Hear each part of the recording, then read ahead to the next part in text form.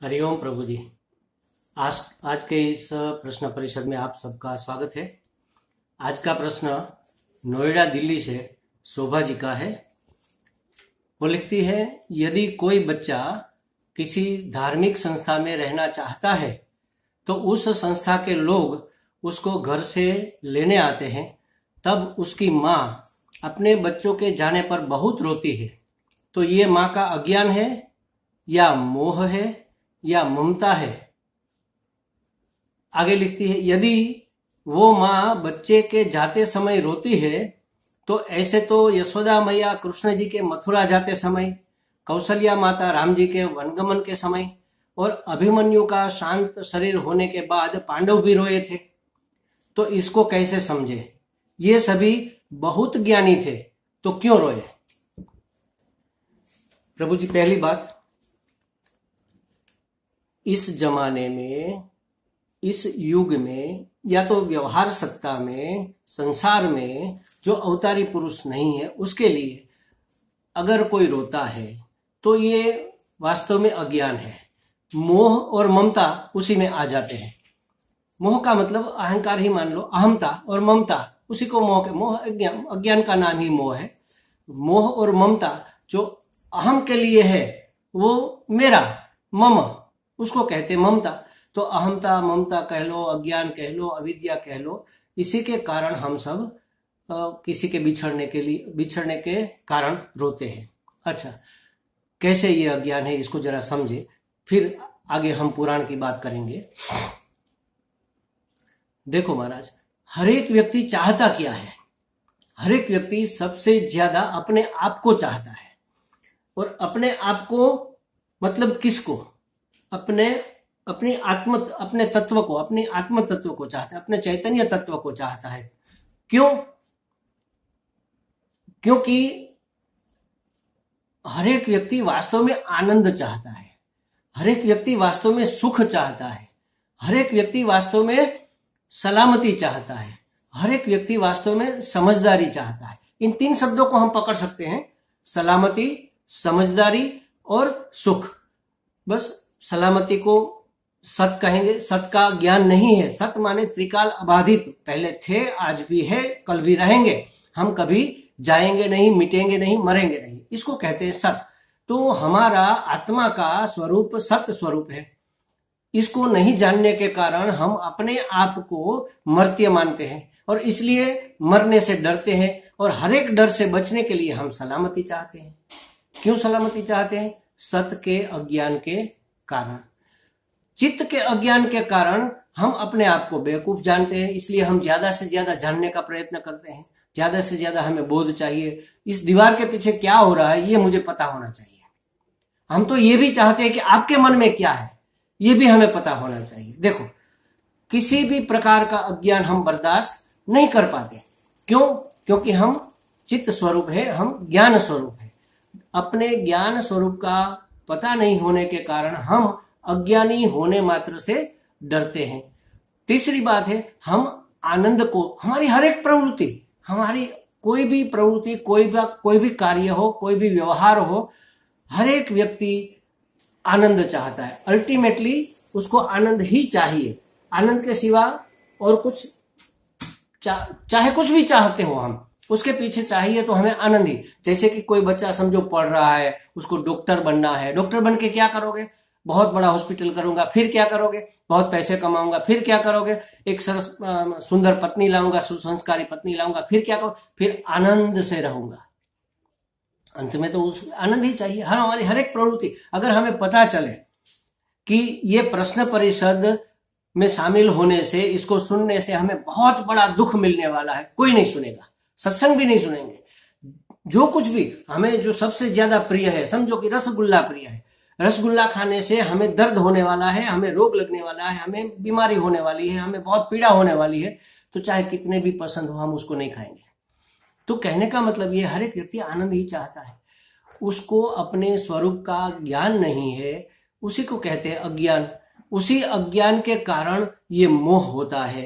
क्यों मोह होता है? ये मेरा बेटा है, मेरा बेटा बड़ा होकर मेरी मेरी लाठी, बुढ़ापे की लाठी बनेगा, मेरी सहायता में मेरा पोषण करेगा, मुझे संभालेगा, बीमारी में मेरी सेवा करेगा, मेरी सलामती और मेरे सुख का हेतु ये मेरा लड़का है। अगर वो ही बिछड़ जाए तो हम बच्चे को नहीं रोते महाराज, वास्तव में हम बच्चे को नहीं रोते, हम अपने सुख को रोते हैं। देखो किसी के मर जाने के बाद जब ये महिलाएं या पुरुष जो भी रोते हैं तो क्या कहते हैं, अरे आप हमें छोड़कर क्यों चले गए, आपके बिना अब हमारा क्या होगा।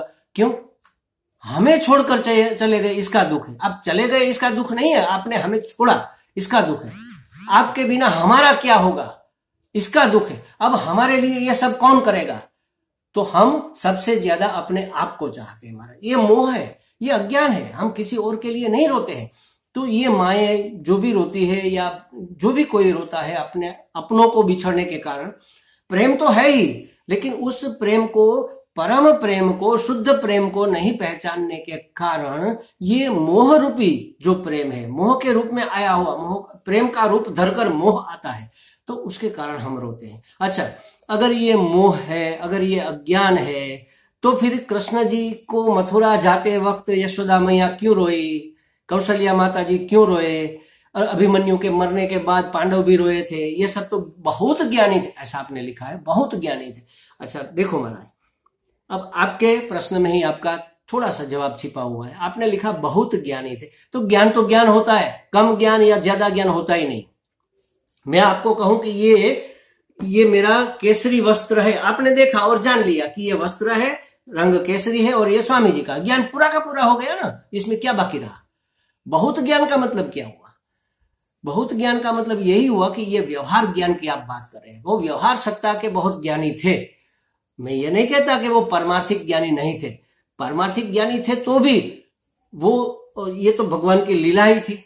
रोना धोना, ये एक उदाहरण सेट करने के लिए हमारे लिए एक हर एक इमोशन का महाराज, चाहे मोह ही क्यों ना हो, चाहे आसक्ति ही क्यों ना हो, लेकिन हर एक इमोशन की वैल्यू है। इस व्यवहार सत्ता में हर एक भाव की, प्रेम हो, खुशी हो, उसकी बहुत ही वैल्यू है। उसको हमें वेटेज देना ही होगा, उसके बिना ये संसार नहीं चल सकता। पूरा संसार एक कहते हैं ना प्रेम के धागे में बंधा हुआ है। परम प्रेम को कौन जानता है? ये दैहिक प्रेम को, सांसारिक प्रेम को ही तो सब जानते हैं, उसी से तो हम बंधे हुए हैं। वास्तव में तो हम परम प्रेम से बंधे हुए हैं, लेकिन ये परम प्रेम अभी अज्ञान अवस्था में व्यवहार सत्ता का प्रेम बनकर अभिव्यक्त हो रहा है। उसी के धागे में सब बंधे हुए, उसकी भी वैल्यू है। हमारे स्वामी जी कहते हैं किसी का बेटा मर जाए तो ये नहीं कहना चाहिए कि अरे ये बेटा कौन और बाप कौन, सब तुम ही तुम हो, परमात्मा ही परमात्मा ही, रोना धोना। अरे भाई ये बहुत गलत बात है। अब उसको दुख हो रहा है, उसको पीड़ा हो रही है, तो उसका समाधान ढूंढना चाहिए, उसको आश्वासन दे। बात तो आपकी सही है, दुख तो होगा ही, बेटा गया है, चाहे बिछड़ गया हो, चाहे मर गया हो, चाहे कुछ भी, लेकिन जब कोई अपना जाता है तो मनुष्य मात्र को, मनुष्य इमोशनल प्राणी है, तो उसको दुख तो होगा ही। अगर इमोशन नहीं होगा तो मनुष्य पत्थर हो जाएगा। तो इमोशन से सब जुड़े हुए। आपका मैं सम्मान क्यों करता हूं? क्योंकि आपके और मेरे इमोशन जुड़े हुए। आप मेरा सम्मान क्यों करते हैं? मेरे और आपके इमोशन, हम दोनों इमोशन से जुड़े हुए हैं, लागणी के संबंध से, प्रेम के संबंध से, या जो भी कह लो, हम जुड़े हुए। कोई एक तंतु है ऐसा जो हमें जोड़े। इसको आसक्ति जब बहुत गहरा हो जाए तब आसक्ति भी कह सकते हैं, लेकिन उसके अंडरग्राउंड, उसके अंदर में एक प्रेम का तंतु, परम प्रेम का तंतु छिपा हुआ है। सब उसी से जुड़े हुए। तो महाराज ये यशोदा जी हो या कौशल्या जी हो या पांडव जो भी रोते हैं, ये पौराणिक पात्र है। ये तो भगवान की योजना के अनुसार भगवान का नाटक चल रहा है, भगवान की लीला चल रही है, उसमें उसका ये पार्ट है। उसको भी पता शायद नहीं होगा, समझ लो, लेकिन उसके अंतरात्मा के रूप में रहे हुए परमात्मा ऐसी स्थिति पैदा करते हैं, उसको बिछुड़ना पड़ता है और माँ फिर अपना प्रेम जताने के लिए रोती है। ये व्यवहार सत्ता के हिसाब से हम बात करते हैं। लेकिन अगर परमात्मा के लिए कोई रोता है तो ये तो बहुत अच्छी बात है। अगर परमात्मा के लिए कोई रोता है तो ये रोना, ये सांसारिक रोने से थोड़ा अलग हो गया। जैसे गोपियां रोती है, भागवत में बहुत रोती है भगवान के बिछोड़ने के बाद, उसके छिप जाने के बाद। जब रासलीला रास पंचाध्यायी में एक अध्याय आता है, उसमें भगवान देखते हैं कि ये तो बहुत गर्वित हो गई है, घमंड मतलब अभिमानी हो गई, तो छिप जाते हैं। तो बहुत रोती है उसके लिए, बहुत दर्द। भगवान के लिए रोना एक अलग बात है। ये पारमार्थिक वस्तु है। ये संसार के रोने को मिटाना है। एक बार स्वामी रामकृष्ण परमहंस देव ने किसी से कहा था कि भाई तुम दुनिया के लिए तो इतना रोए हो, बाल्टी भर भर के रोए हो, एक बार भगवान के लिए रोकर तो देखो, वो दौड़ा चला आएगा। अरे कहाँ से आएगा, वो तो है ही वैसे तो, लेकिन हम मानते हैं कि भगवान हमसे दूर है, वो हमें आकर मिले, हमें दर्शन दे, हमारा कल्याण करे। हम सांसारिक आसक्ति में, अपने मोह में, क्षणिक सुख के लिए रोते फिरते हैं। कितना रोते फिरते हैं, भगवान के लिए एक बार भी नहीं रोते। अगर भगवान के लिए ये रोना है तो ये रोना सांसारिक रोने से मुक्त कराने वाला है महाराज। तो अगर कौशल्या जी रोती है, या यशोदा मैया रोती है, पांडव रोते हैं, और अपने उसके तो दोनों राम और कृष्ण उसके बेटे के रूप में उसने स्वीकार किया था, अवतार लिया था, वो तो वास्तव में तो भगवान के लिए ही रोती थी। तो भगवान के लिए रोना कोई गलत बात नहीं है। तो कहने का मतलब ये है कि जो हमारे पुराण है, हमारे नीति शास्त्र है, इसमें जो कथाएं आती है उसके पीछे क्या इंटेंसिव है, ये सब लीला मात्र है, कुछ हमें सीख देने के लिए, कुछ सिखाने के लिए कि भाई देखो ह्यूमन फीलिंग्स का, मानवीय संबंधों का कितना मूल्य होता है, और ये होना ही चाहिए, तभी तो ये मानवता टिकेगी। वरना कैसे? हमें जब तक ज्ञान नहीं हो जाता, परम ज्ञान नहीं हो जाता, हम जीवन मुक्त नहीं हो जाते, तब तक हमें इसको बहुत ही संभाल के रखना है, और उसके बाद इसको नाटक के रूप में संभालना है बस। क्योंकि सामने वाला तो ज्ञानी नहीं है ना, उसको दुख नहीं होना चाहिए। किसी को भी दुख हो, इससे बड़ा पाप कोई नहीं है, चाहे वो शाब्दिक हो, चाहे वो इमोशनल हो, चाहे वो फिजिकल हो। किसी भी प्रकार का दुख किसी को हमारे हिसाब से पहुंचे, ये बहुत बड़ी हिंसा है, और हिंसा से बड़ा और कोई पाप नहीं है। और हिंसक आदमी कभी परमात्मा प्राप्ति नहीं कर सकता।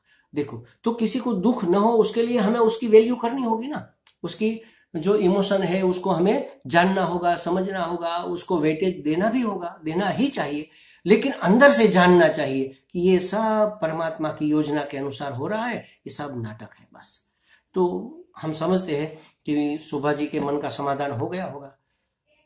अगर किसी को और भी प्रश्न है तो इस प्रश्न परिषद में आप प्रश्न कर सकते हैं। और सबको एक विनंती और है कि आप ये चैनल को सब्सक्राइब कर लीजिए। हम हर एक को एक को ये भेज नहीं सकते, तो सब्सक्राइब कर लो, अपने मित्रों को भी कहो, देखे अगर उसके कोई प्रश्न है तो इस प्रश्न परिषद में उसकी चर्चा की जाएगी। हरि ओम।